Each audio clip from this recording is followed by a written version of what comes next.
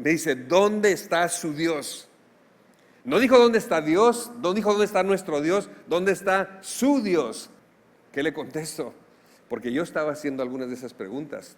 No la existencia de Dios, no su palabra, pero yo estaba cuestionando dónde está Dios ahorita en lo que estamos viviendo. ¿Por qué no vemos resultados? Hemos creído, hemos orado, hemos invertido en la ciudad. ¿Por qué llegamos a donde llegamos? Y le digo yo lo siguiente, la pregunta es la incorrecta. La pregunta no es dónde está Dios, la pregunta es dónde estamos nosotros con Dios.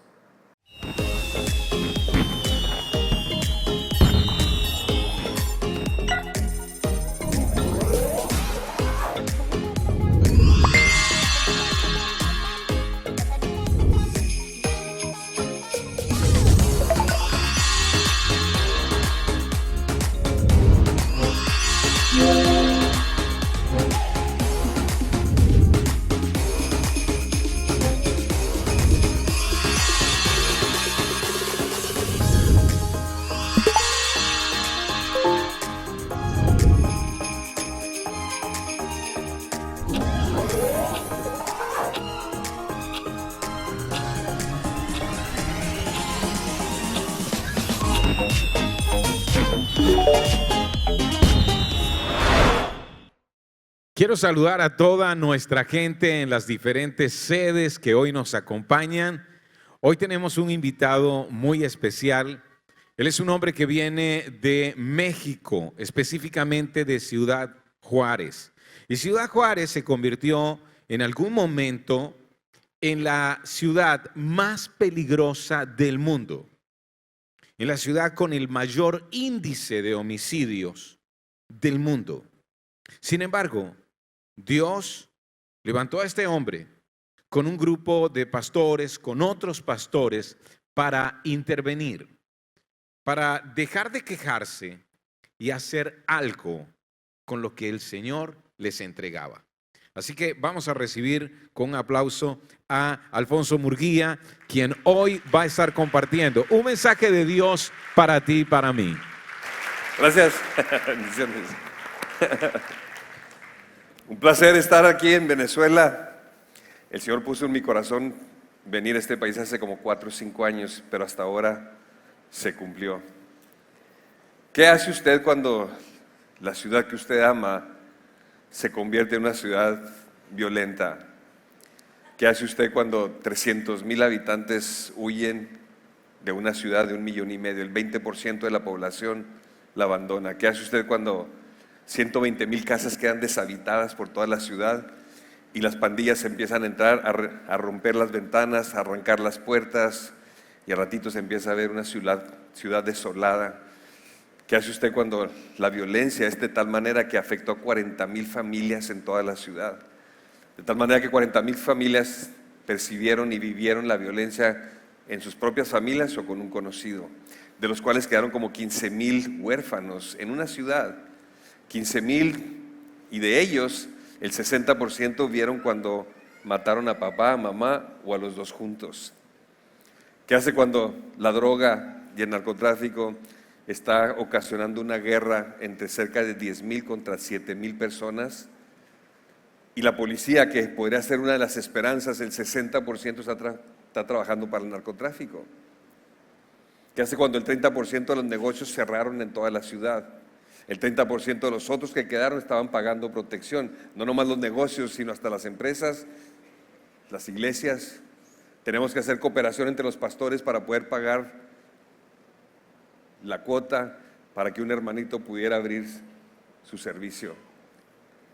¿Qué hace cuando después de que hay una desesperanza total y no se puede cambiar? Porque el primer asesinato sucede en un restaurante donde hay 4 personas comiendo y llegan unos y los asesinan. Y la reacción de la comunidad, la prensa, el pastorado y todos dijimos, esto es horrible, pero va a pasar, esto no va a volver a suceder. El problema fue que a los pocos días volvió a suceder. Y luego al siguiente día, y luego al siguiente día, y luego al siguiente día, y ya no nomás 1, 2 o 3 o 4, 15, 20, 25 diarios por 2 años consecutivos, sin un solo día que no sucediera. Los balazos volaban por toda la ciudad, no podía uno salir, los restaurantes empezaron a cerrar a las 5 de la tarde, los cines clausurados, los parques vacíos, no había vida en la ciudad. Y el presidente de México dice la manera de resolverlo es mandar 12,000 tropas a la ciudad. Llegaron los soldados, tampoco pudieron resolver el problema. Después se envía como 4 a 6,000 más miembros de la Guardia Nacional, la Policía Federal, y el índice delictivo sube todavía más. Y hay un momento donde usted piensa, ¿qué hacer? ¿De quién es responsabilidad? ¿Cuál es la solución? Claro que estábamos orando y ayunando, pero parecía que la cosa estaba peor. Y las preguntas empiezan a llegar. Usted como cristiano empieza a repasar la palabra de Dios y tantas promesas que Dios nos da, y decíamos, ¿dónde están? No cuestionábamos la existencia de Dios, cuestionábamos la presencia activa, real en la ciudad, porque el problema era más grande de lo que una persona o un grupito pudiera solucionar. Y había una incongruencia. La incongruencia era de que yo me reuní con pastores de la ciudad, tenemos más de 1,500 congregaciones en la ciudad, y me reuní con los pastores, cerramos la puerta y un grupo considerable dijimos, vamos a encerrarnos para obtener respuestas porque hay algo que no tiene sentido. Yo le decía a los pastores, en 40 años que tenemos todos nosotros trabajando en esta ciudad, hemos invertido más de 4,000 millones de pesos. 4,000 millones de pesos, hemos realizado más de 25,000 eventos. ¿Y cómo hemos terminado entonces en convertirnos en la ciudad más violenta del mundo? Donde el nivel de asesinatos por persona, como se mide la violencia en los países, es cuántos asesinatos violentos hay por cada 100,000 habitantes. Nosotros en Juárez en un momento traíamos 140, subió después a más. Pero me acuerdo que esa parte cuando tenemos 140, el segundo lugar lo tenía Brasil con toda la nación con 80. Toda la nación con 80, nosotros andamos en 140, 25 veces arriba de la media internacional. Y las preguntas vienen. Yo me acuerdo que me invitaron a un programa de televisión, y cuando me invitan el entrevistador en el programa, la intención era ridiculizarme, porque cuando llego yo empieza a hablar de la violencia y todo lo demás, y me dice, ¿cuál es su opinión? ¿Por qué estamos donde estamos? Y yo le decía, mire, yo creo que primero que nada estamos donde estamos porque hay ausencia de Dios, porque nos hemos apartado de Dios, porque no estamos enamorados de Él y siguiendo por agradecimiento sus caminos, sus mandatos. Segundo, tenemos familias disfuncionales. El 60% de las casas de Juárez son monoparentales, una mujer es la que lo liderea, y yo no sé cómo le hace la mujer, mujeres heroínas que trabajan y aparte cubren a sus hijos, les dan de comer, hacen la tarea y les lavan la ropa. Y estaba yo haciendo eso cuando él me interrumpe y dice, bueno, yo le quiero hacer una pregunta. Y yo me dije, qué raro que me interrumpiera, porque un entrevistador decente no hace cosas como esas, pero me interrumpe y luego pone el micrófono y dice, y me lo pone en la cara y me dice, yo le quiero hacer una pregunta. Y yo volteo y lo veo así como medio agresivo y le digo, adelante. Y entonces me dice, ¿cuál? Me dice, ¿dónde está su Dios? No dijo dónde está Dios, no dijo dónde está nuestro Dios, dónde está su Dios.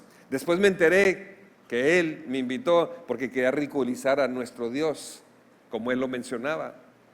Y me acuerdo que cuando me hace la pregunta, yo me quedo, de esas veces que se congela la escena, y probablemente fue un nanosegundo, pero me acuerdo y digo, ¿qué le contesto?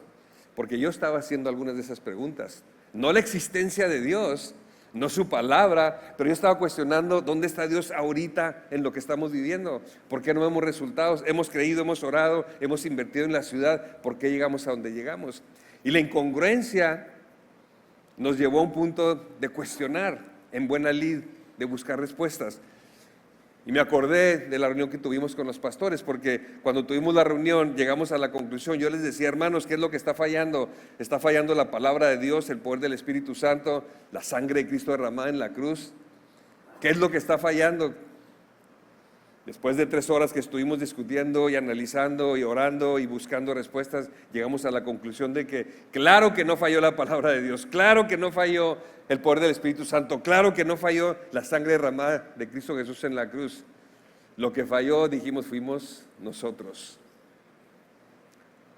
los pastores, lo que le llamábamos las iglesias de la ciudad. ¿Por qué? Porque tuvimos que, en humildad y con llanto en nuestros ojos, tuvimos que ponernos de rodillas y pedirle perdón a Dios, porque nos encargamos de todos menos de la ciudad. Nos encargamos de nuestros ministerios lo suficiente para hacerlos prósperos, pero no atendimos a la ciudad. Nos encerramos en lo que estábamos haciendo cada quien, pero no atendimos a la ciudad. Y dejamos a la ciudad huérfana de la cobertura que Dios le manda a la iglesia que cubra. De repente empezamos a ver que los culpables primero que nada somos los pastores y tuvimos que tomar responsabilidad y nos arrepentimos. Y cuando estoy y vuelvo otra vez a la escena, volteo con la persona que me está entrevistando y le digo, ¿me permites contestarle a la audiencia? Me dice, sí, adelante, como diciendo, a ver qué inventa eso. Y le digo yo lo siguiente, la pregunta es la incorrecta, la pregunta no es dónde está Dios, la pregunta es dónde estamos nosotros con Dios. Y le digo, la verdad, le dije, acabamos de tener una reunión de los pastores de la ciudad y me voy a atrever a decir esto a nombre de todos, creo que me van a respaldar con lo que voy a decir, pero yo quisiera aprovechar este momento para pedirle a usted que me está viendo, le vengo a pedir perdón a nombre de todos los pastores porque nosotros no hicimos nuestro trabajo.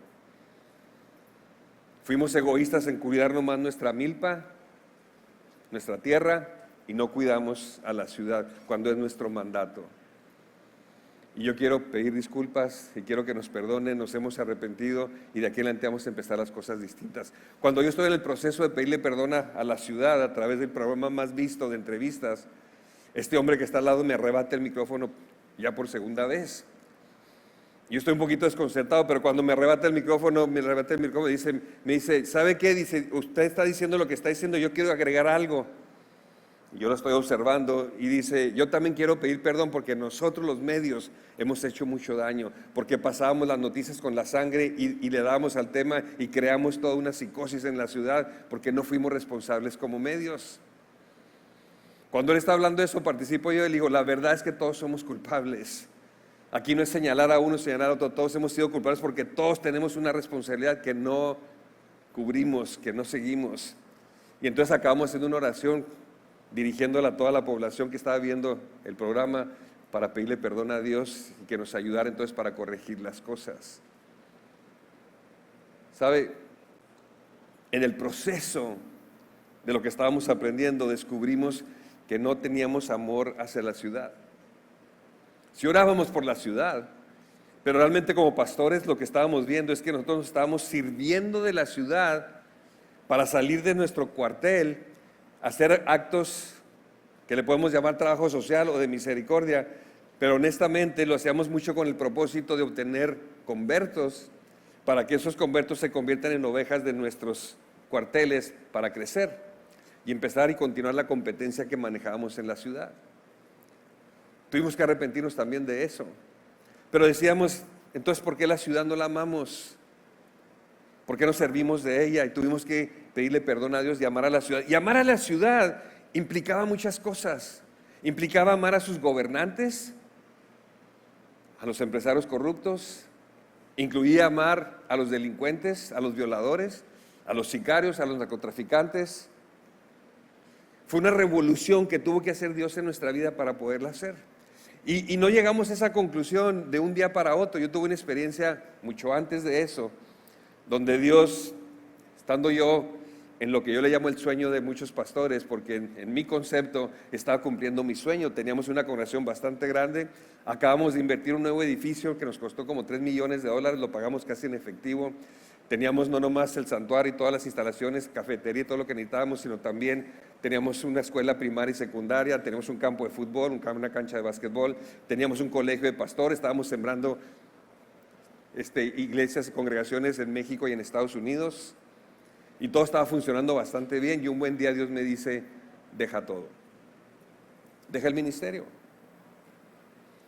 Y yo cuestioné y me peleé con Dios porque yo le decía, no me puedes pedir eso, me levantaste desde que tenía 18 años, empezamos con 5, hemos crecido, estamos haciendo todo esto, no me puedes pedir, me estás pidiendo que me rompa el corazón, me estás pidiendo que me arranque un brazo porque yo amo a esta gente, yo estoy dedicado tiempo completo a servir a la congregación y estamos haciendo esto y yo vendiéndome a Dios como si Él no supiera, pero yo estaba defendiendo mi posición. Después de que duró 2 horas y media peleándome con Dios, me acuerdo que cuando ya terminé yo y agoté todos mis argumentos y mi lloriqueo y en cierta manera hasta mi reclamo a Dios que no me puede pedir esto, que no es justo, me acuerdo que el Señor me dice, ¿ya terminaste? Digo, sí. Y me dice, Señor, nomás te quiero hacer una pregunta. Y la pregunta que me hace una pregunta que quebró mi vida y cambió mi vida de ahí. Porque el Señor, la pregunta que me hace, me dice, nomás contéstame una cosa: ¿de quién es la iglesia? ¿De quién es? ¿Es tuya o es mía? Cuando el Señor me dijo eso, se cayeron escamas de mis ojos, caí de rodillas y empecé a pedirle perdón, porque mi actitud debería haber sido, si el Señor me dice deja todo, mi actitud debería haber sido: gracias por 29 años de servir, de poder tener el privilegio de servirte a ti y a todos que pusiste bajo mi cargo. Gracias, Señor, por la oportunidad de amarte y amarlos y traer tu palabra y hacer todas las cosas que hiciste con nosotros. Gracias, gracias, gracias. Si esta era mi función en la vida, estoy satisfecho porque lo hice de todo corazón y lo hice para ti. No, yo estaba reclamando más, porque yo pensaba que yo estaba edificando mi iglesia y le llamaba mi iglesia. La gente decía, ¿a dónde vas a ir este domingo? A la iglesia del pastor Murguía. ¿No es cierto? ¿De cuándo acá nosotros tenemos iglesias? Y no nos hemos dado cuenta, pero hasta en la manera como hablamos hemos creado división, sin querer, involuntariamente, porque no hemos puesto en orden ni siquiera nuestro lenguaje en base a lo que es la palabra. Aprendimos que nomás hay una iglesia, no nomás en cada ciudad, no nomás en cada estado, no nomás en cada nación, no nomás en varias naciones. Hay una sola iglesia, yo me atrevo a decir, en el cosmos. Los que ya partieron son parte de esa iglesia porque todos están vivos en la eternidad. Y en esa iglesia también pertenecen los que todavía no nacen, que por la gracia de Dios irán a ser salvos. La iglesia del Señor Jesucristo la está edificando Él. Y yo considero que los pastores de cada ciudad deberíamos, que fue lo que aprendimos, deberíamos de llegar todos juntos y quitarnos el título de pastor. Y espero no ofender a nadie, pero lo que estoy diciendo es ponernos el título de copastores o ancianos o la figura que usted quiera, para decir y reconocer que en la iglesia de Jesucristo, la que Él está edificando, nomás es una y nomás hay un pastor, y es el pastor de pastores. Amén. Y nosotros, los pastores de la ciudad, que no tenemos iglesias, somos parte de la iglesia de Jesucristo, debemos de unirnos en humildad y ir todos juntos a decirle al pastor de la ciudad, decirle: pastor, ¿cuál es tu plan? ¿Qué quieres que hagamos? Y trabajar todos en conjunto y lograr el propósito que Dios tiene para la ciudad. Esto no estoy diciendo que cerremos nuestras congregaciones y nos vayamos a una sola, a un terreno donde quepamos todo. No, sigamos donde estamos, porque tenemos una responsabilidad. Vamos a dar cuentas nosotros por las ovejas, y a ustedes se les pide obedecer a vuestros pastores. Pero en las congregaciones donde estamos, busquemos la unidad necesaria y suficiente para traer la voluntad de Dios para la ciudad. ¿Por qué? Porque hay un mandato, hay una misión, hay que discipular la ciudad. Hay que pastorear no nomás la congregación, sino tenemos que pastorear a la ciudad. Y fue lo que empezamos a aprender. Cuando el Señor me dice de quién es la iglesia, se empezaron a caer escamas de mis ojos y empecé a arrepentirme de tantas cosas que yo hice a nombre de la unidad, y al final de cuentas no era una unidad genuina ni auténtica. Estaba buscando cierto compañerismo para hacer eventos en la ciudad, pero no me interesaba una unidad de corazón, porque el mandato, el nivel, el estándar, el propósito es contestar la pregunta que Jesús ha hecho que no ha sido contestada. ¿Por qué Jesús hace una oración al Padre y no ha sido contestada? Porque esa oración nomás la podemos contestar nosotros, la iglesia de Jesucristo. Y la oración es la que todos ustedes conocen, cuando Jesús le dice al Padre: Padre, que sean uno como tú y yo somos uno. Esa oración no la va a contestar Él, la tenemos que contestar nosotros. Y el estándar es que sean uno como tú y yo somos uno. ¿Nos pudiéramos imaginar cómo el Padre y el Hijo son uno? Es una unidad perfecta. Y ese es el modelo de unidad que Dios quiere para todos nosotros como su cuerpo. Tenemos mucho que avanzar, y aprendimos otra gran lección. No nomás reconocer lo que hemos hecho, sino empezar a entender lo que no hemos hecho. Y de repente empezamos a ver que en lo que hemos hecho nos hemos equivocado, y a veces le pedimos perdón a Dios y nos ayuda, no nomás como pastores, sino todos nosotros. Pero hay lo que le llamamos el pecado de omisión. El pecado de omisión son aquellas cosas que hacemos que ofenden a Dios y que gracias a Él y a su gracia el Espíritu Santo nos da convicción de pecado, o con un hermano que nos ama y nos viene y nos reta a considerar nuestro pecado, llegamos a una posición de humildad, le pedimos perdón y Dios nos perdona. Y avanzamos y estamos trabajando en eso, y todos estamos trabajando en una santidad que es progresiva. Pero de repente Dios nos empieza a abrir la mente y a destapar los ojos y ver, ok, ese es el pecado de comisión, pero el pecado de omisión, el pecado de las cosas que no hemos hecho o que no estamos haciendo, ¿cuándo nos hemos arrepentido de eso? ¿Cuándo hemos corregido el pecado de omisión? Y empezamos a ver que estábamos cometiendo bastantes pecados de omisión en el contexto de nuestro ser y nuestro existir como iglesia en la ciudad. Si no estamos en unidad, y no nomás los pastores, sino el cuerpo de Cristo, estamos pecando, estamos ofendiendo a Dios, porque su anhelo es, Padre, que sean uno como tú y yo. Y empezamos a descubrir que cuando nos concentramos en la unidad, entonces empezamos a ver la promesa de esa unidad, cuál es, y el mundo creerá. ¿Qué tiene que ver eso con la ciudad más violenta del mundo? Pues tiene que ver totalmente y absolutamente en todo. Porque empezamos a ligar que una cosa está ligada con la otra. Hemos aprendido, trabajamos en 450 ciudades en todo el mundo, y hemos aprendido a entender y a discernir que como está la ciudad de la nación, así está la nación. Como está la iglesia de la nación, así está la nación.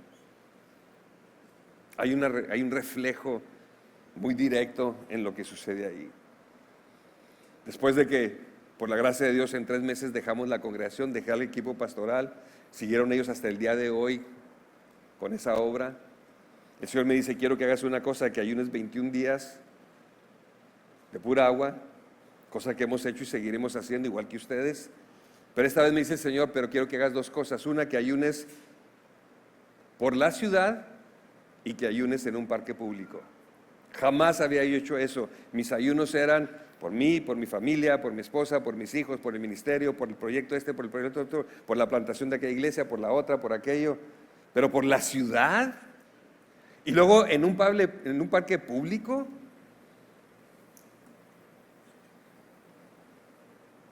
Por la gracia de Dios obedecimos, y a los 3 meses, después de que hablé con los pastores de la ciudad, les compartí lo que yo estaba escuchando de parte de Dios. Me dijeron, te damos la mano, estamos contigo. El siguiente día puse una tienda de campaña y me fui 21 días a un parque.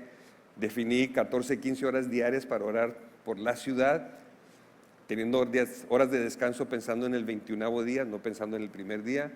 Y cuando me pongo de rodillas en ese parque a orar por la ciudad, me doy cuenta que no sé cómo orar por la ciudad. ¿Cómo se ora por una ciudad? Que tapen los hoyos en las calles, que funcionen los semáforos, que cómo oro por una ciudad. Y con vergüenza tuve que ir con el Señor y le dije, Señor, enséñame, no sé qué estoy haciendo.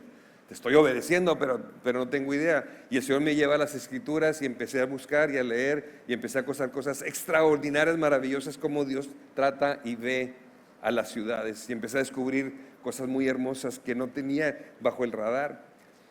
Empiezo yo a descubrir eso, y entonces pasa algo. A los 2, 3 días llega un reportero y me ve y me dice,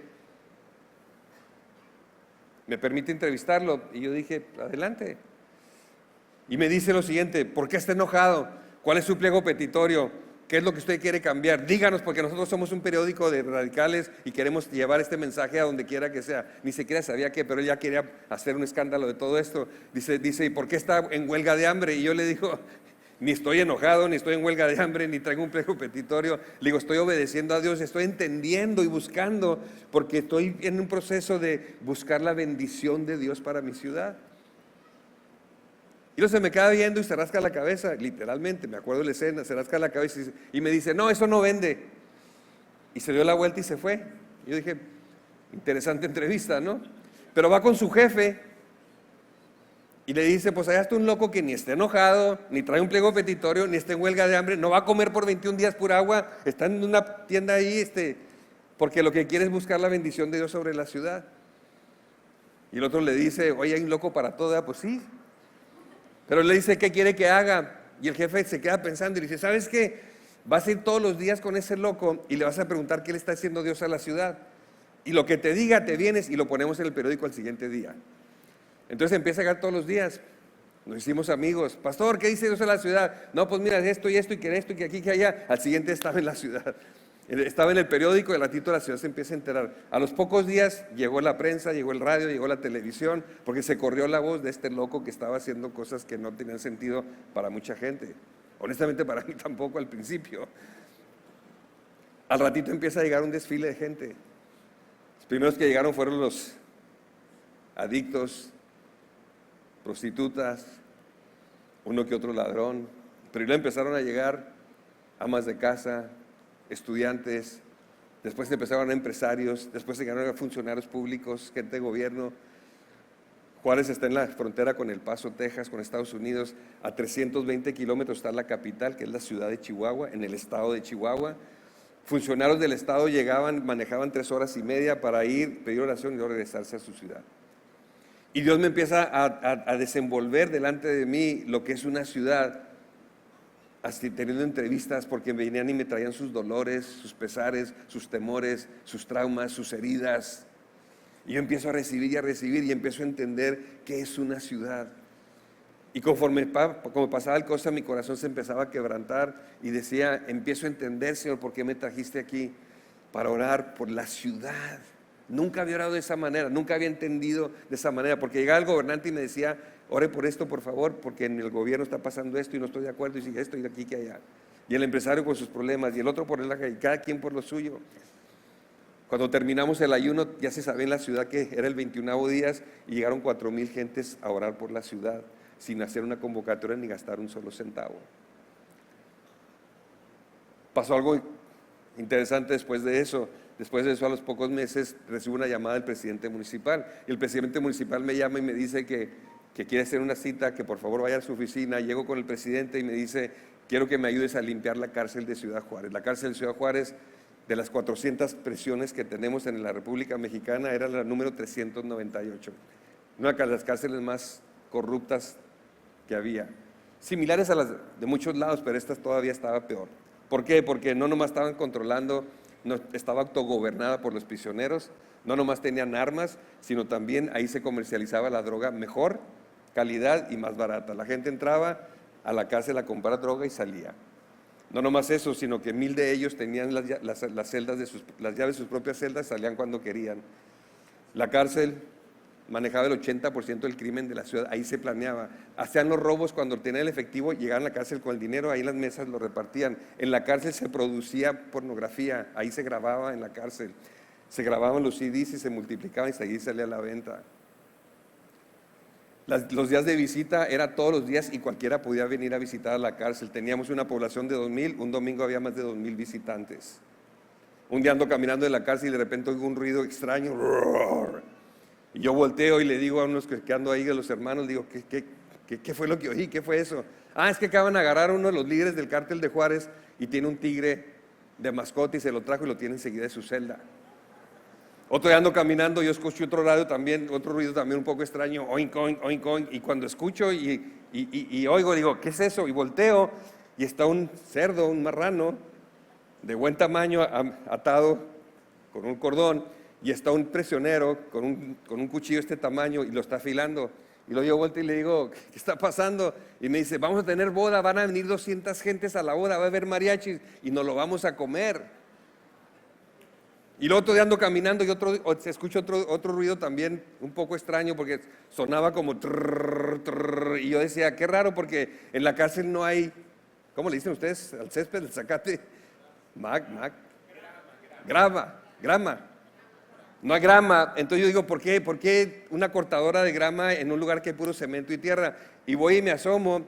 Era un domingo, había más de 2,000 visitantes, más los 2,000 presos, y en ese lugar hay restaurantes, pizza, hamburguesas, comida italiana, hay ropa, se vende ropa, es un mercado literalmente, y estaban los carts, los estaban rentando a los visitantes, a los niños, entonces les cobraban dinero y se paseaban ahí, pero ese no es el problema está que cuando se les acababa la gasolina, los paraban y tenían tambos de gasolina, estaban echando gasolina. Y yo me preguntaba y decía, ¿en qué cárcel del mundo tienen tigres, matan animales, tienen bodas y vienen hasta mariachis y tienen cars y tienen gasolina y la gente no se sale? Pues la pregunta es muy sencilla, ¿para qué? Si lo tienen todo, tienen restaurantes, tienen todo. Cuando el presidente municipal me dice quiero limpiar la cárcel, era arrebatarle el mando al narcotráfico para hacer una verdadera labor de restitución y rehabilitación del prisionero. Y yo cuando aprendí esto, aprendimos que cuando empezamos a reconocer la autoridad de Dios sobre la ciudad, el que me estaba pidiendo no era el presidente municipal, era el jefe del presidente municipal, no el gobernador ni el presidente de México, el pastor de pastores. Y a él es al que le contesté: Señor, lo que tú digas, porque esto es inaudito. ¿Por qué me llaman a mí un pastor? Yo no tengo experiencia. Sí tenía 17 años ministrando en la prisión, pero ministrando a nuestra congregación para que se convirtiera más que fueran a nuestra congregación. Y en 3 meses hicimos un acto de preparación, hicimos un trabajo de inteligencia, contratamos a un miembro de la congregación, un abogado, un licenciado, un jurista, para que fuera el director. Hicimos una investigación y nos dimos cuenta de que más del 90% de los internos eran usuarios de drogas, hasta 13 veces al día algunos de ellos. Y empezamos a descubrir dónde tenía el dinero, el monto que manejaban, cientos de miles de dólares. La utilidad neta mensual era como estimados de $100,000 mensuales. Y la única manera de poder intervenir y cambiar una institución era llegar a medianoche de sorpresa y arrebatarle la cárcel. Y Dios elige a un pastor para hacer eso. Y estábamos aprendiendo cómo podemos discipular a la ciudad, cómo podemos discipular instituciones más allá de ser y hacer lo que hacemos en una visita de un día o de 2. Y después de 3 meses organizamos todo y por orden del presidente municipal citamos al general del ejército con 150 soldados, a la policía municipal con 450 elementos, a la policía federal con 160, a tránsito, vialidad. Y cuando estamos en el cuarto de guerra, yo llego a nombre del presidente y le digo: señores, por la autoridad del presidente municipal, en mi corazón y en mi mente estaba pensando, y la autoridad encima de él, porque él pone las autoridades, el rey de reyes. Por la autoridad vamos a tener un operativo esta noche a las 0 horas, vamos a tomar por sorpresa el penal, porque de aquí en adelante empieza una historia nueva. Usted, director de vialidad, su trabajo es llegar con las patrullas, rodear la prisión para que no pase ningún automóvil, porque vamos a tener el operativo. General, usted tiene que agarrar a sus soldados y tiene que rodear la prisión, porque hemos detectado 2 puertas que pueden ser factibles de huida, y si huyen, su trabajo va a ser retenerlos. Usted no puede entrar porque la ley no nos lo permite. Policía Federal, usted va a poner 80 elementos en esta puerta y 80 elementos con esas para tratar de detener si es que se nos van por ahí. Pues, jefe de policía de la ciudad, tenemos que organizar el evento para entrar a 12 edificios y abrir todas las celdas, sacar a todos los internos por sorpresa, ponerlos boca abajo, amarrar las manos y hacerlo dentro del concepto de derechos humanos sin violar ninguno de sus derechos. Y yo le digo a todos los que están ahí en el cuarto de guerra, le digo: ¿alguna pregunta, señores?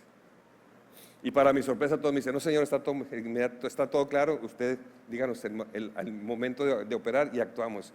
Y yo me quedo pensando y digo: ay, caray, si así fuera la iglesia de Jesucristo, mano. Si fuéramos tan dedicados, esta gente ha sido entrenada para algo, para eso. Voy por el director del municipio, de la cárcel, que no sabía absolutamente nada, ni mi esposa sabía nada. A mi esposa yo le dije: mi hija, tengo que ir a hacer un trabajo que Dios me ha pedido, voy a llegar hasta las 8 de la mañana o 10 de la mañana, no voy a venir a dormir. Y mi esposa, bendito sea Dios, caminamos en unidad.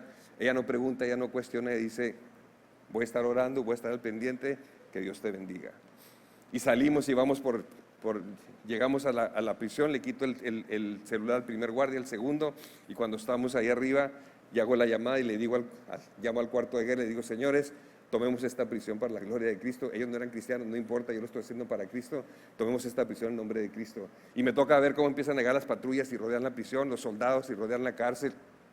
Veo cómo llegan los policías y entran la Policía Federal, los 450 soldados, abrimos la puerta y entran. Y yo estoy viendo todo eso y me sentí como que estaba en una película. Pero no nomás me sentí una película, mi pregunta era: ¿qué diantres estoy haciendo yo aquí si soy pastor?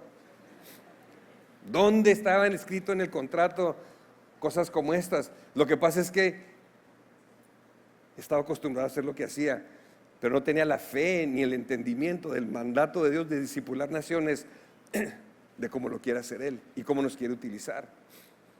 A las 8 de la mañana, 8 horas después, tomamos control. No hubo un derramamiento de sangre, no hubo ninguna cosa negativa. De ahí en adelante abrimos la prisión como un centro de rehabilitación. Tuvimos a casi 2,000 personas con el síndrome de abstinencia, tenemos enfermeras, tenemos medicamentos, tenemos todo. La cárcel cambió de tal manera que empezaron a llegar reporteros de varias partes del país y de otras partes del mundo. Llega a las Naciones Unidas, hace un estudio y registra, y curiosamente las Naciones Unidas pone, ¿podrá cambiar una cárcel en un día? Así como dice la palabra, ¿podrá cambiar una nación en un día? Y la respuesta es sí, por el poder de Jesucristo. Su historia. Ya nomás para redondear, lo que estábamos aprendiendo era, número uno, amar a nuestra ciudad, amar a la cárcel. Para amar a la cárcel tuvimos que pasar por un proceso de amar al prisionero, al violador, al asesino, al ladrón, al que nos hizo daño a toda la comunidad, amar a la putrefacción que había dentro en corrupción, a la gente que lo hacía, no amar al pecado, pero amar lo que era todo y entender que el amor te lleva a hacer cosas extraordinarias en justicia, desde luego, pero también en gracia y en misericordia. Y pudimos ver cómo Dios nos enseñó que podemos discipular a una prisión, y después aprendimos que no nomás fue una prisión, era el sistema penitenciario mexicano, porque esa prisión se levantó como modelo y el presidente de la nación dijo, tenemos que seguir ese modelo. Cuando él salió, el que llegó dijo, tenemos que seguir ese modelo, y es el modelo que se está ahorita replicando. ¿Por qué? ¿Por qué no? Porque Dios le plació traer transformación a una prisión. Déjeme cerrar con esto. Todos estamos enfrentando en nuestros países y en países del mundo, cada quien enfrenta dificultades y situaciones que son casi insolvibles, que no se pueden solucionar. Y oramos y pedimos y no tenemos la manera de hacerlo. Yo quiero venir a decirles ahora que el que sí puede es el Espíritu Santo, es Dios. Y que Él nos necesita, pero para necesitarnos y usarnos necesitamos amar a lo que queremos cambiar. Necesitamos cambiar esa actitud del corazón y amar, y en ese contexto trasladarnos de nuestra historia a su historia. Porque en su historia es donde pasan cosas como estas, no en la nuestra. Nosotros hemos aprendido que nosotros en nuestra historia tenemos muchos limitantes, la mente no nos da, ¿y cómo? Pero si esto, pero si lo otro, y analizamos la situación y no sabemos por dónde irnos. El Espíritu Santo sí sabe, y lo que tenemos que hacer es subirnos a su historia. Yo cuando leo el Nuevo Testamento, yo veo su historia, y veo la historia de sus discípulos y cómo el Señor los subió a su historia. Tenemos que dejar nuestra historia y subir a la historia del Señor. Tenemos que creerle. Tenemos que entender que nos llamó a discipular naciones, no nomás a discipular individuos. Cuando empezamos a hacer ese cambio, empezamos a entender, empezamos a ver cosas extraordinarias que estamos viendo ahorita, no nomás en México, en países budistas, en países musulmanes, en países ateos. Estamos empezando a aplicar estos principios, estamos viendo cosas extraordinarias, más allá de nuestra capacidad de raciocinio, de discernimiento, de entendimiento, porque nuestro Dios es Dios poderoso, y Él dijo desde el Antiguo Testamento, pídeme y te daré las naciones. Y luego Jesús, cuando resucita, dice, toda autoridad me ha sido dada en los cielos y en la tierra, por lo tanto vayan y discipulen naciones. Tercero, cuando viene el derramamiento del Espíritu Santo en Hechos, dice, y recibiréis poder, pero el poder es para hacerme testigos en la ciudad. ¿En dónde? En Jerusalén. No es con el vecino, es con la ciudad. Testigos a la ciudad. ¿Cómo estamos siendo la iglesia de la ciudad, testigos a la ciudad? Esas son cosas que tenemos que responder. Y después vemos cómo los discípulos y todos ellos empezaron a abarcar, hasta que un día llega Pablo y dice, ya no tengo lugar donde ir, me voy a España, otra ciudad. Y lo cerramos y vemos Apocalipsis, donde dice una cosa fascinante que todavía no acabo de entender, pero me da suficiente luz para soñar y para desear y para anhelar y para compasión trabajar con esto, porque dice que aquel día, cuando venga la nueva Jerusalén, dice que vamos a llegar las naciones, no dice las denominaciones, no dice los cristianos, no dice las iglesias. Las naciones van a llegar con sus líderes y van a hacer una cosa, le van a entregar la gloria y el honor de la nación al Rey de Reyes. La pregunta es, así es, la pregunta es, ¿cuál es la gloria y el honor de Venezuela? Porque si les pregunto a ustedes cuál es la deshonra y la desgracia de Venezuela, yo estoy seguro que me hacen la lista, pero en un segundo. Pero ¿cuál es la gloria y la honra de Venezuela? Estamos trabajando para eso. Estamos buscando la gloria y la honra de Venezuela para ser partícipes y aquel día llevarle la gloria y la honra de Venezuela, como yo estoy trabajando en mi país para que sea la de México. E Indonesia está haciendo lo mismo y estamos empezando a cambiar y a entender que lo que hacemos en las cuatro paredes está muy bien, sigámoslo haciendo, pero lo que no hemos hecho es lo que nos ha llevado al lugar donde estamos ahorita. Y Jesucristo es la iglesia que dijo: yo voy a edificar mi eclesía, mi iglesia, y las puertas del infierno no van a prevalecer contra ellas. Lo que estamos viendo es que parece ser que las puertas del infierno están prevaleciendo contra la iglesia y estamos en retroceso y defendiéndonos. Cuando se nos mandó a discipular naciones, se nos dio la autoridad, se nos dio las llaves del reino, se nos dijo cómo atar arriba y abajo. Tenemos que despertar y tenemos que voltear hacia donde no hemos ido y decir: Señor, si tú nos invites a discipular naciones, trabajemos entonces la gloria y la honra de las naciones y llevémosela al Rey de Reyes. Yo quisiera cerrar con una oración muy sencilla, pero pedirle al Señor, número uno, que nos dé amor desorbitado, incondicional por nuestras naciones, incluyendo a sus gobernantes y a sus delincuentes y a todos los que queramos mencionar, como también la gente que nos gusta y nos cambian porque son los que están cercanos. Y que en esa pasión entendamos el mandato de hacer discípulos, discipular las naciones, no discipular en las naciones, que son dos cosas distintas. Y en esa fe y bajo el sometimiento de sus pastores y sus líderes que Dios ha puesto, en conjunto con el cuerpo de Cristo, seamos esa luz y esa sal allá. Seamos esa levadura que levanta la masa. Seamos el cuerpo de Cristo, que no nomás se preocupa por sí mismo, sino discipula naciones. Padre, en el nombre de Cristo Jesús, yo te doy gracias, gracias, gracias por esta bendita oportunidad. Señor, levantamos, Padre, a este hermoso país, a esta hermosa tierra, Señor.